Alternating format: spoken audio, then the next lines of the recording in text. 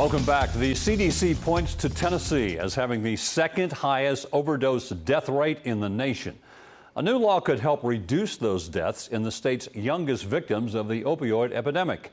News 2 State Capitol reporter Tori Gessner has details tonight. In these quiet halls, there are echoes of a crisis. This was supposedly a regulated narcotic this student thought they were taking. I wish I could say we don't have drugs in the schools. I wish I could say fentanyl is not in Sumner County. It's an epidemic that doesn't discriminate, now seeping into schools, impacting Tennessee's youth. A lot of people don't even know that their kids may be using fentanyl. And the people and young people who use drugs oftentimes may not know that there's fentanyl in the drugs that they're using, leading to a greater rate of accidental overdose. Robert Childs, founder of Chattanooga Harm Reduction, says we can help fight the problem with the overdose reversing drug naloxone.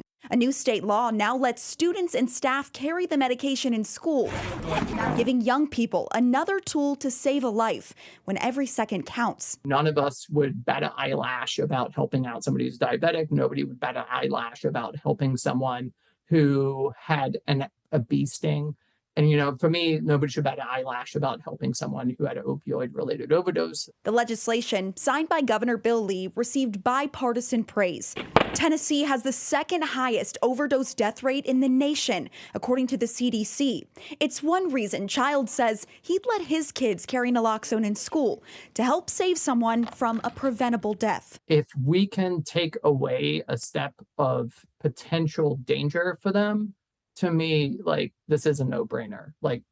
This is why the legislation passed, because the General Assembly feels the same. They want every kid to have the opportunity to live. Reporting in Nashville, I'm Tori Gessner.